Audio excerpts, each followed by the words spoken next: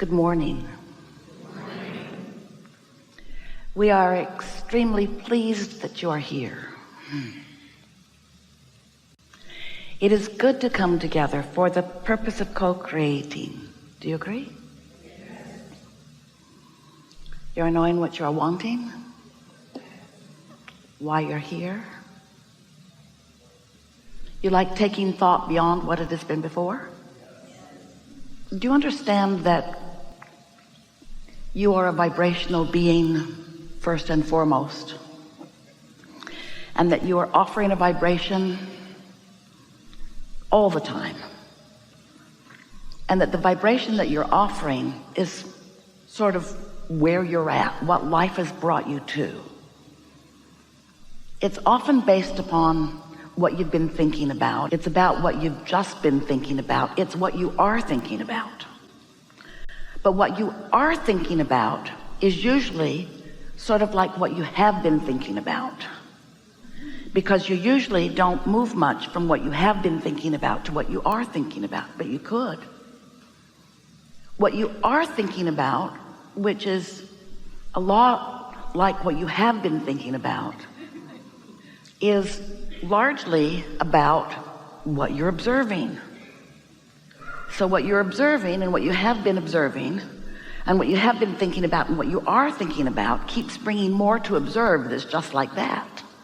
So most things don't change very much for most people, even from decade to decade, because you have these habits of approaching life that are mostly based upon observation, and so it's a cycle that you continue to repeat.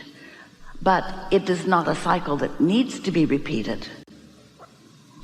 As you are observing your life experience, you are continually, without knowing it usually, giving birth to preferences of improvement. It really is the basis of all evolution. So as you are emitting this vibrational awareness of what would be better for you from your vantage point, that vibration matters a lot. It becomes a part of a vibrational reality that is the basis of future realities of future generations, but it could be the basis of your future and not so far distant reality. But it's slow going for most of you because your awareness of what is dominant. Hold that word dominant in your mind for just a little bit. We want to revisit as we move through this day together, because there are many things that you think about, and sometimes you feel good when you think about some of these things, and sometimes you don't feel so good when you think about these things. But in every case, on every subject, you do have a dominant vibration. And let's call that dominant vibration your belief. Your belief is a thought that you continue to think. And the reason that you continue to think the thought is because it's dominant, so it's easiest to find. It's dominant, so it has the most momentum. But it doesn't have to be dominant, and it doesn't have to have the most momentum, because you could make a thought of your choice dominant just by making a thought of your choice dominant. You could say, this thought is more important to me than that thought. Prosperity is more important to me than poverty. Even if poverty is dominant in your current experience, you could make prosperity dominant in your vibration if you'd stop observing. If there's somebody in your life that is giving you constant grief and you're observing them, how you feel about them is dominantly negative. But you could feel dominantly positive about them if you would stop letting what you observe be the basis of your vibration about them.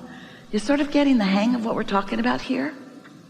We're talking about the difference between being a deliberate creator, one who chooses the dominant thought and practices it until it is easily dominant, or one who just stumbles around, we love you so much, and focuses by default on whatever's loudest or most present. And you know what's so tricky about that? What is most present in your experience is what's dominant in your vibration. But you could change what's dominant in your vibration. You could have 10 major aspects of your current life. One of them could be pretty good, and 9 of them could be far from good. And if you would focus upon the one that you like, you could make it so dominant the other 9 would have to become the same. We love you so much, but you are lazy. You don't do that. You don't choose often what you mean to be dominant. You don't choose the direction of your thought or the vibrational content of your thought, because along your way you have come to believe that what is dominant, but it isn't. Vibration is dominant. So you could choose from what is whatever aspect of it you want.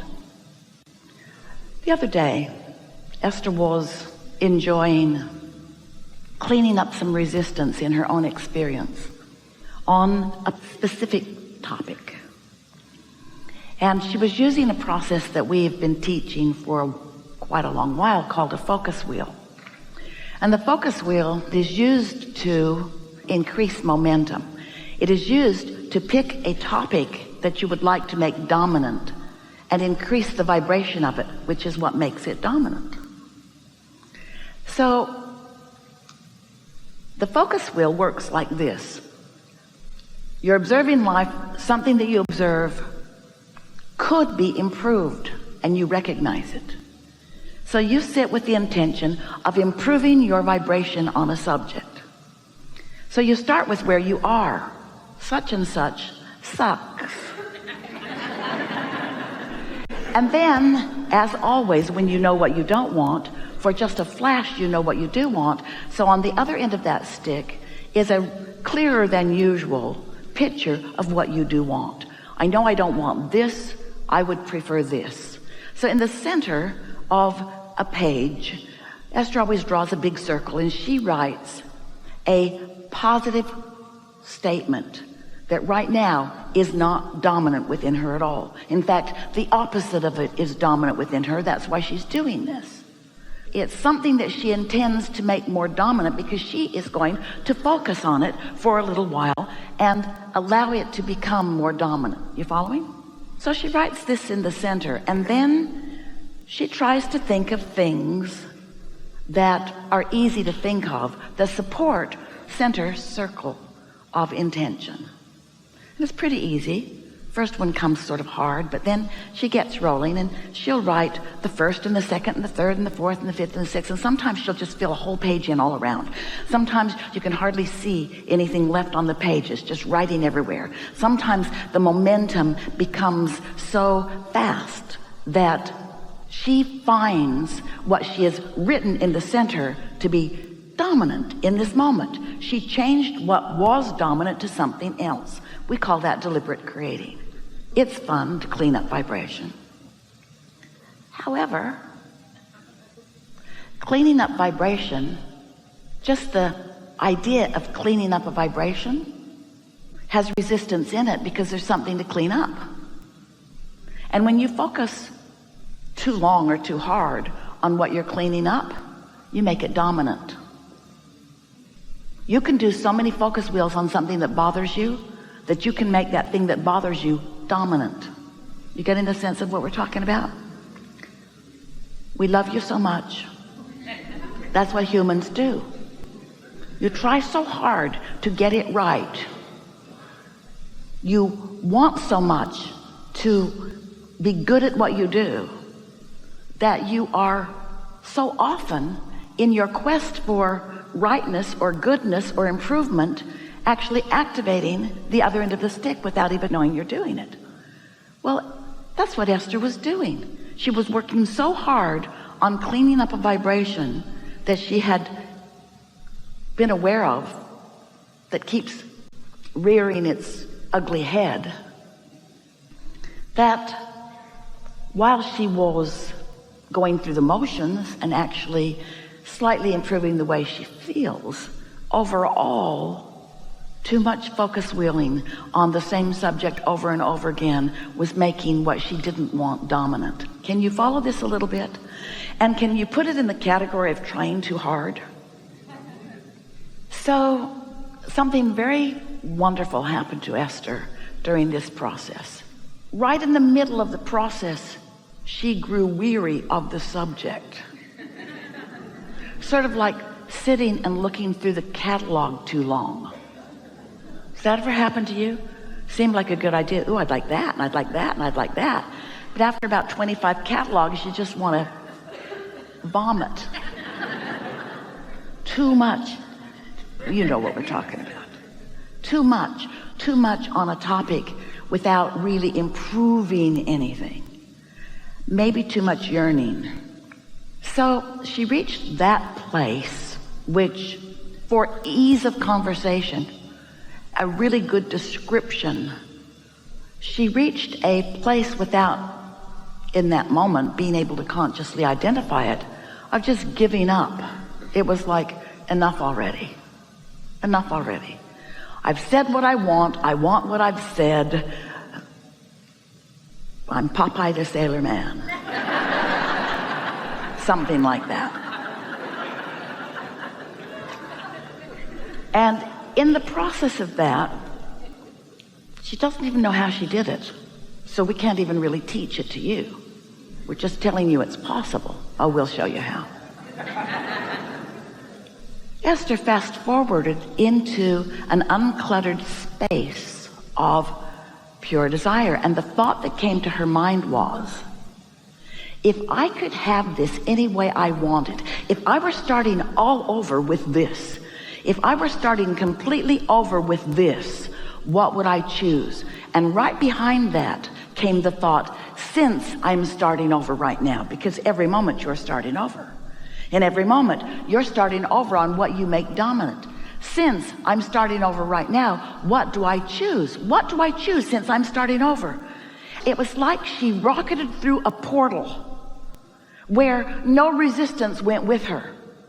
She was free of the focus wheel, free of trying to clean stuff up. She went into a sort of dream state, a sort of state of, since I get to choose whatever I want, what do I choose? She was free of now reality and just in a dream state of, what would I choose about this?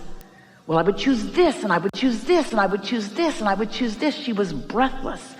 And the reason that we're telling this to you is because it was so obvious to Esther, the difference between trying to clean up a vibration and just starting fresh on a subject where there's nothing to clean up, and allowing yourself to go right to where you want to be. So we want to talk to you about vibration and momentum, and about where you stand, and about how through life you have sent all of these vibrational rockets forward, which have become the vibrational version of who you are. And the vibrational version of who you are, it's such a real thing. We called it vibrational reality for a while. We gave it a name, The Vortex, wrote 2 books about it, because we want you to feel the bigness and the realness and the wholeness of it. But most of all today, we want you to feel the resistance freeness of it. We want you to feel the sweetness of it, the niceness of it, the love of it, the bigness of it, and most of all, the power of it, because there's no resistance in it. There's resistance when you try to get to it, but when you just know that it exists and don't try to justify going to it, it will call you to it when you are least expecting it. We want you to give up the struggle of improving yourself and accept the perfection of who you are.